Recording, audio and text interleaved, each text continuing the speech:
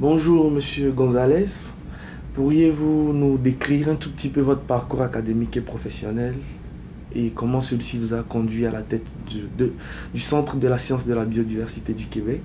Ouais, bonjour merci pour cette opportunité de vous parler aujourd'hui. En fait, mon parcours à l'université a débuté par un intérêt à la science de la zoologie. Je me suis beaucoup intéressé par le royaume d'animaux et la diversité biologique dans ce royaume. Mais par la suite, j'ai fait un doctorat en écologie à Imperial College à l'université de Londres, en Angleterre. Là, j'ai étudié les causes et conséquences de l'extinction pendant ma thèse. Et par la suite, je suis allé faire des études postdoctoraux à Paris, à l'université de Paris 6, où là, je me suis concentré sur comment on modélise la biodiversité dans l'espace, comment ça varie dans l'espace et dans le temps. Ensuite, j'ai obtenu un poste de maître de conférence à l'université de Paris 6. Je suis resté là jusqu'en 2003. Et en 2003, j'ai eu un poste de professeur à l'université de McGill. Donc j'ai quitté Paris pour venir à Montréal, au Canada. Et depuis 2003, je suis ici en tant que professeur dans le département de biologie. Et comment est-ce que ce parcours vous a conduit donc à la tête du Centre de la science de la biodiversité du Québec? Ben, en fait, en 2009, j'ai fondé le Centre de la science de la biodiversité du Québec. En fait, je suis allé chercher un financement auprès de le Fonds de recherche en sciences naturelles du Québec pour créer ce réseau de collaboration entre universités à travers le Québec. Donc, depuis 2009, je dirige le centre. Ah, ok, d'accord. Et quelle est donc la mission de ce centre et puis comment est-ce qu'il fonctionne? Ben, le centre a trois missions. Premièrement, de favoriser la formation d'étudiants et professionnels de recherche dans le domaine de la science et de la biodiversité. Je trouve que c'est essentiel qu'on arrive à former la prochaine génération dans toutes les dimensions de la science et de la biodiversité, aussi bien la découverte de la biodiversité que la modélisation et l'application de solutions et technologies pour la conservation de la biodiversité. Donc, ça c'est la première mission. La suite, c'est de favoriser la collaboration entre chercheurs. Vous savez, il y a 120 chercheurs et 700 étudiants en thèse à l'intérieur du CSBQ. Donc, on donne du financement pour financer des projets ou des ateliers ou des groupes de travail qui favorisent la collaboration entre chercheurs. Aussi, on donne de l'argent pour assister aux étudiants d'aller faire des stages d'apprentissage ailleurs au monde. Donc c'est vraiment, on cherche à créer un réseau dynamique qui favorise la science, la collaboration et la formation. Et la dernière mission, c'est de contribuer au débat et discussions autour de la biodiversité. La crise entre guillemets de la biodiversité, la perte de la biodiversité, comment on peut mitiger ces pertes et de donner une certaine expertise, des connaissances scientifiques aux différentes instances publiques et privées, que ce soit les gouvernements ou les municipalités ou les ONG. On essaye d'avoir un échange très direct avec ceux qui ont besoin de ces connaissances. Ok, merci Monsieur Gonzalez. Est-ce que maintenant vous pourriez nous dire un peu les axes de recherche du CSBQ? En fait, oui. Quels sont les différents axes oui. que le CSBQ essaie d'aborder dans le cadre de ces différents travaux? En fait, il y a 4 axes de recherche du CSBQ. Axe 1, c'est la découverte de la biodiversité. Donc, vous savez, on comprend mal combien d'espèces il y a sur la planète, ici au Québec et au Canada aussi. Donc on essaye d'accélérer la découverte de la biodiversité, aussi bien la biodiversité génétique que phénotypique, au niveau espèce, au niveau d'écosystème. On essaye de mieux comprendre les relations évolutives entre espèces, donc la phylogénie des espèces. Donc ça, c'est le premier axe, c'est vraiment accélérer la découverte de la biodiversité. Axe 2, c'est relier la biodiversité au fonctionnement des écosystèmes. Quels sont les rôles que les espèces jouent à l'intérieur d'un écosystème? Ça s'agit de comment une espèce peut-être joue un rôle dans la décomposition de matière organique ou dans la fixation de carbone ou la pollinisation de plantes. Donc, vous voyez qu'en fait, on essaye de comprendre comment les espèces animent la dynamique d'un écosystème. Il y a aussi un parti dans cet axe qui est toute la dynamique évolutive. Comment les organismes s'adaptent au changement dans l'environnement, comment ils répondent à un stress anthropique, changement climatique par exemple. Donc on essaye d'avoir un maillage entre l'écologie et l'évolution et comment ça influence la dynamique des écosystèmes. Axe 3, c'est le rôle que les espèces jouent dans les biens et les services écosystémiques. On sait très bien que l'humanité, notre société, dépend beaucoup des biens et services fournis par les écosystèmes, mais on comprend mal le rôle exact joué par la biodiversité et différentes dimensions de la biodiversité. Et axe 4, c'est toutes les dimensions humaines de la biodiversité. Quelles sont les relations et interdépendances entre l'humanité, entre nos sociétés et la biodiversité? Quelles sont les différentes dimensions bioculturelles liées à la biodiversité, aussi bien dans les populations indigènes que nos populations fortement urbanisées. On essaye de comprendre les dynamiques dites socio-écologiques, comment la société influence les dynamiques des écosystèmes et vice-versa. Il y a aussi les dimensions de gouvernance, la protection de la biodiversité, quelles sont les solutions nécessaires pour mieux protéger la biodiversité, mais aussi pour avoir une relation durable entre notre société et la biodiversité. Donc ces 4 axes englobent les différentes dimensions de recherche qu'on fait à l'intérieur du CSBQ. Ok, merci beaucoup Monsieur Gonzalez. On va peut-être rentrer un peu plus dans le vif du sujet de la science de la biodiversité. Et puis, on entend beaucoup parler de trames vertes et bleues et puis de connectivité écologique. Est-ce que vous pourriez expliquer un peu ces expressions pour ceux qui ne sont pas spécialistes en sciences de la biodiversité?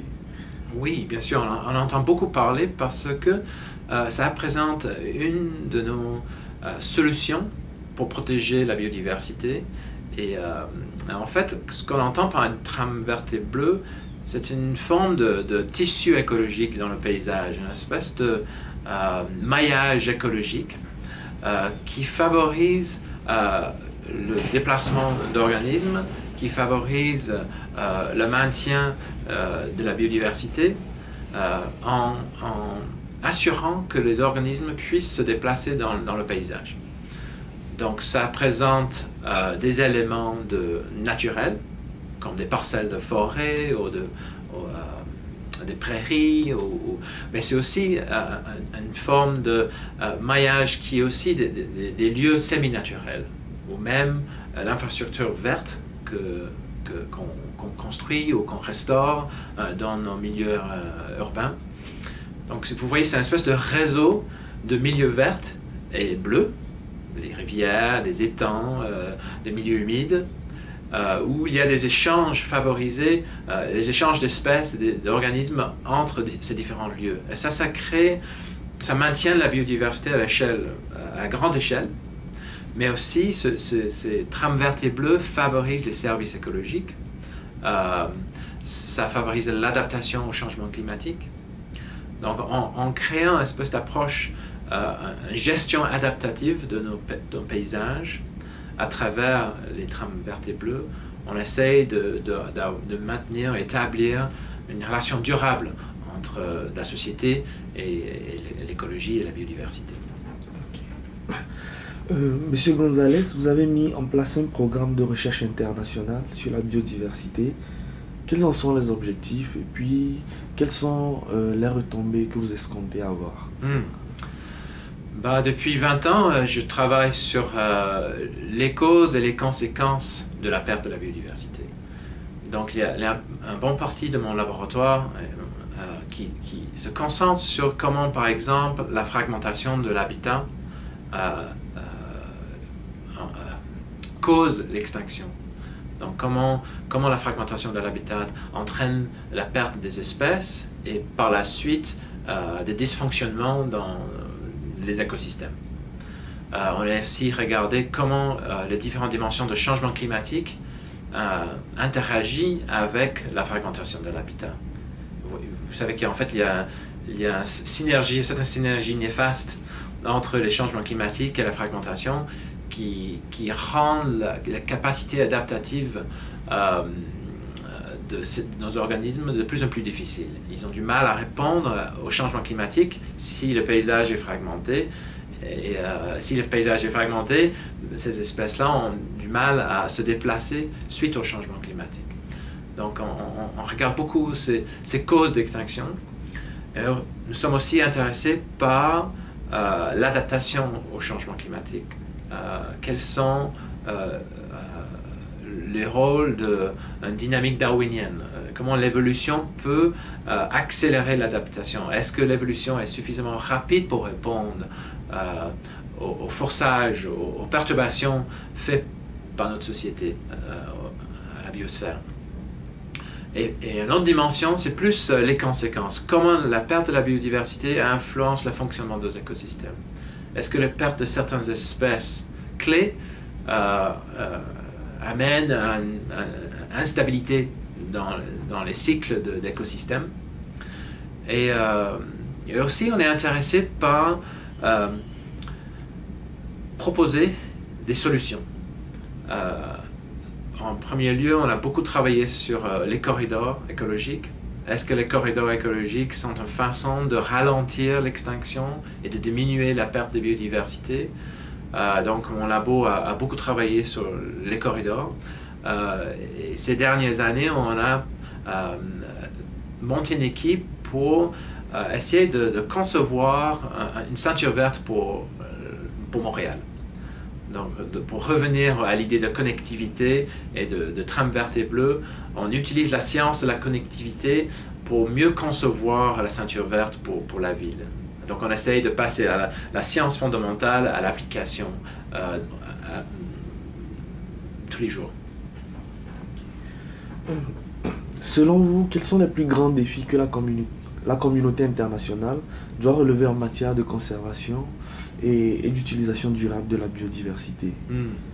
Ça, c'est une grande question avec beaucoup de réponses possibles, mais je vais me concentrer à quelques challenges. Je pense qu'un des défis qui est très important actuellement, c'est de mieux comprendre où et comment la biodiversité est en train de changer. En fait, la biodiversité change rapidement partout au monde pour des raisons différentes. Que ce soit la destruction de l'habitat ou le changement climatique. Je pense que c'est essentiel qu'on se met à coopérer entre pays, entre régions, pour établir une espèce d'observatoire pour la biodiversité. Une façon de faire un suivi de comment la biodiversité va changer, aussi bien à l'échelle locale, mais à l'échelle globale. Donc il y a des initiatives comme GeoBon, qui cherchent à mettre en place un réseau d'observatoires pour la biodiversité. C'est très peu développé actuellement et on a besoin de ça pour pouvoir agir, pour pouvoir protéger et de mieux comprendre comment la biodiversité va changer dans le futur. Une autre dimension très importante, je pense, c'est de mieux comprendre comment les inégalités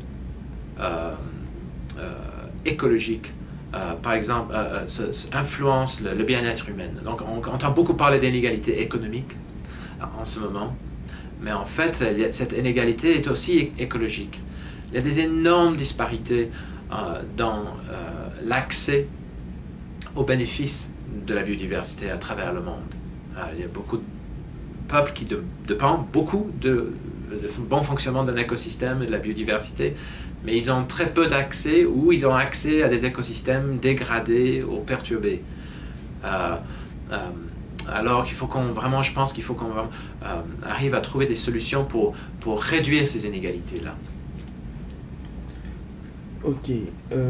Est-ce que vous avez des attentes particulières sur les grandes conventions internationales, telles que la Convention sur la diversité biologique, ou d'autres conventions telles que Ramsar, CITES, par exemple? Est-ce que vous avez des attentes en particulier? Je trouve que nos conférences sont un lieu important ou privilégié pour débattre les grandes questions, surtout sur les solutions technologiques ou scientifiques à nos problèmes.